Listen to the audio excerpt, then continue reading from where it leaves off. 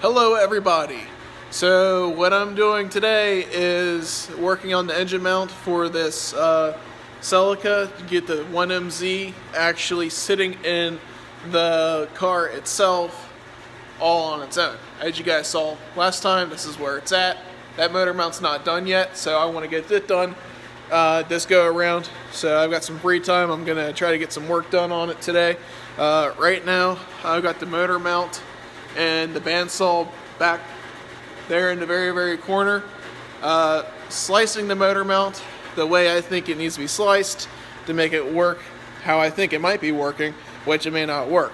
So I gotta figure that out whenever it's done cutting. It's taking forever because it's a big piece of aluminum, but what I'm gonna do right now is actually remove all the stuff on top of the motor to get rid of the upper intake manifold. So, quick overview.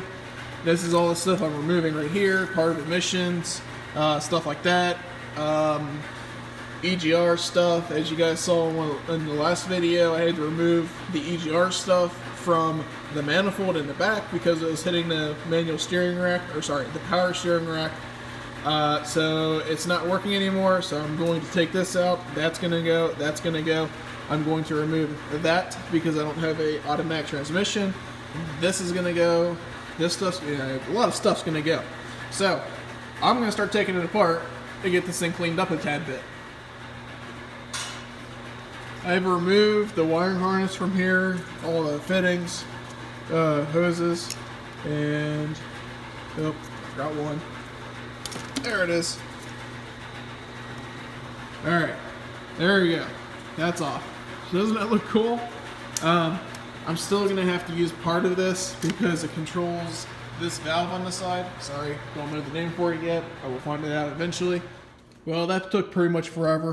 What I got here is the factory 5SFE mount, and I've cut away this knobby part where it used to secure to the alternator bracket. I've removed that, so that's not needed anymore. My hopes is to use the same mount, but a different way. The factory mount would sit in there like that with the bolt holes facing down.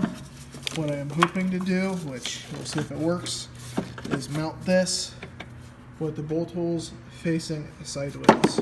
I don't know if this is going to work, but this is an attempt one. So, okay, so that's how the mount sits in there sideways now. Before it couldn't do that. Now it can. So the idea is to build something that would come down and then bolt in there and there. I don't know how structurally sound this is going to be, but this is my attempt one. The one thing I don't like about this is this mount is built to take a load this way, pushing down. So by turning the mount sideways, I now only have that part. I'm not thrilled about that, but I don't know. Give it a try, I guess. Well, after fiddling around with this thing, I'm not happy with it. This mount here, I was going to remove this, see if I can remove it and make something that would attach to the block, but I don't like that idea either. Got all this motor apart, but trying to figure this one out. Well, this is the mount. I knew this was something that had to be done. That's one of the main things I knew about. But it definitely is a puzzling one. I've seen a lot of different things on the forums, and nothing I'm really too thrilled about.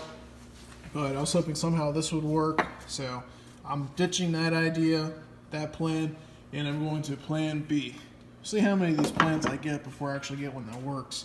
So this is what I'm going with this time. This is a transmission mount from a spare parts transmission I had. This is steel, and I might be able to build something to make this work. The advantages of this is it's a slightly smaller bushing width-wise sidewall. It's all steel. And what I'm going to do is I'm going to cut each and every one of these welds until I make this thing break free and it's just a circle. Once it's just a circle, I'm going to plop it in here and see if there's some kind of bracketry I can make that put a piece of steel plate there with a dowel pin, and then bolt it down, and then use maybe some piping or something, or angle iron, and I don't know, make something work. I'm going to give it a shot. Alright, after about half an hour of grinding and cutting, this is what I ended up with. This is the original transmission mount, and I've freed it from this mounting bracket, and now I have a round motor mount, and it's the same design motor mount. There's a big piece of rubber there and a space. Same design as this one, where it's got a space, so should be good. Now, like I said before, the advantages is this is quite smaller. It's still the same size, but the wall thickness is much different. It uses the same size bolt as before, so now I can install this like that, and perhaps build a use a flat piece of steel stock, and make a bracket that goes up to this mount. Just clean it off and weld it. All right, so it's the second day of this. Let's see if I can get this engine mount done today, because there's more things I need to move on to, so let's see if this gets done. I think I got a plan that I am happy with, so I have scribed out where I'm going to cut to replicate the original mount, like that. So I'm just making out of some steel stock, so I'm going to cut this out, and then start marking up how to get this thing done, and hopefully I like it. Alright, I just got done cutting this thing out to a rough shape. I still have my scribe marks, so what I'm going to do next is let this thing cool down for a few minutes, and then bring it to the grinder, and then once the grinder's done, I'm going to use just sandpaper on this table to get it the rest of the way.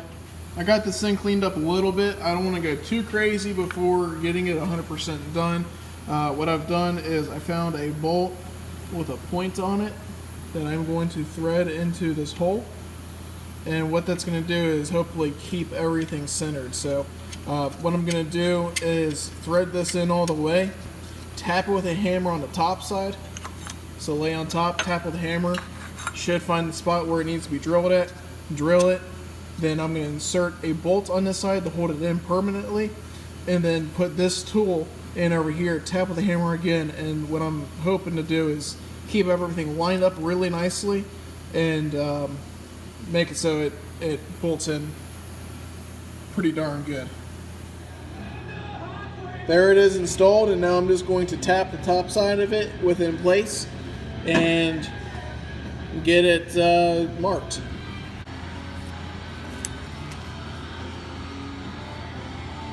So I tapped it. It's very faint, but you can see a little dot right there. Now I'm going to use a real punch and then start drilling. Okie doke. I got the bolt installed that I just drilled, and now I'm going to mark the second bolt.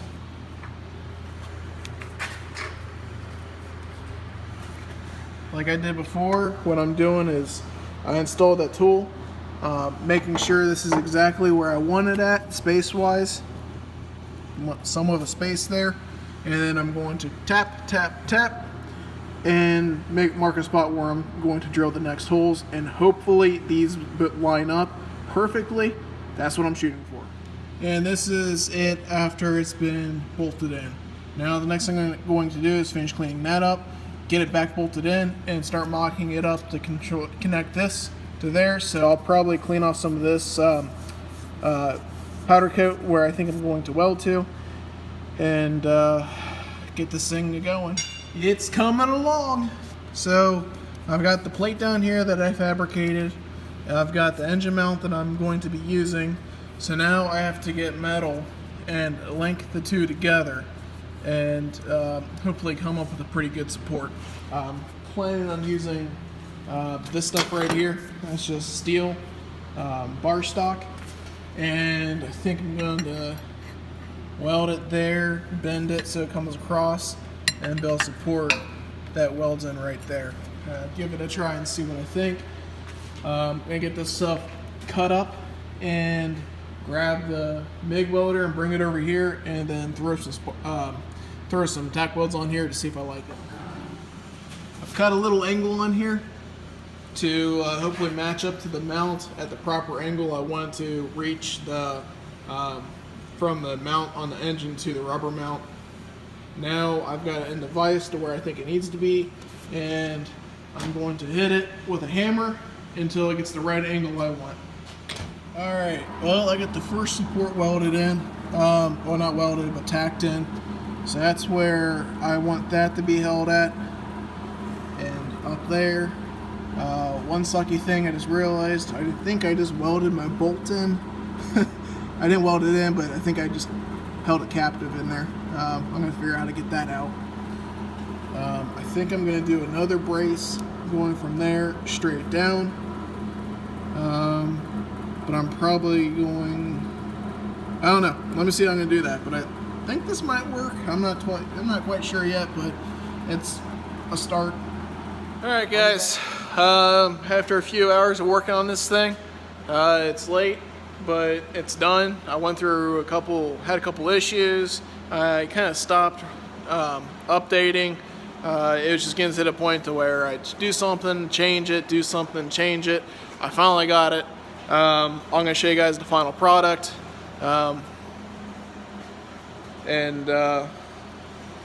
Put this, probably get some paint on it and put this thing back in the car soon. Alright, so what I got here is the mount I made. The mount in my hand here is the 5 SFE factory mount for the transmission, and it's the one I removed the bracketry from. The plate here is the adapter plate I made for the 1MZFE. I went ahead and used the bar stock, bent some of it, and just made a just basically attached the two pieces with that stock. Welds are okay. I'm not a professional welder, but should get the job done for this. Doesn't hold a whole lot of weight. Most of the weight is on the cross member itself. This just kind of keeps the motor up. So anyways, there it is. Just slips in there. And and I had to notch out part of this to get to the bolt. As you can see, I wasn't able to get to it once I welded it together, or tack welded it together, so I had a hard time getting the bolt out because it was just at such a weird angle. So anyways, I notched it out, so should be okay. Should be plenty of strength left. So anyways, so that's where we're going to end the video at for this update. I realize, I think this whole update, I'll have to forget where I left off and started at, but I think this whole update was basically just doing the motor mount. Doing the motor mount is a big part of this build. That's one of the issues I knew I was going to have with this motor, is motor mount and axle carrier bearing. So now that that mount is done, that is a huge thing that I don't have to worry about. Specifically, now the motor stays in the car on its own. I don't have to have it all braced up, so I can freely get under the car and don't worry about anything falling on me anymore. So that'll be nice. So like I said, I'm going to end the video here. I think it's just a motor mount build update, but there will be much more to come in the future. Trying to get this thing built and going for this coming season, so we'll see how this goes. Hopefully the rest of the steps aren't as bad as this. That was a little challenging, but got it done. I'm pretty happy with it. So anyways, I will see you guys next time. Keep an eye out for the next update. There are quite a few updates coming because I am trying to get this thing done, so I'm going to consistently update with any issues I see or have. Basically, I'm trying to make it so if anybody else wants to do this, they at least have a really good idea of what's going to be involved in doing a motor swap in one of these cars.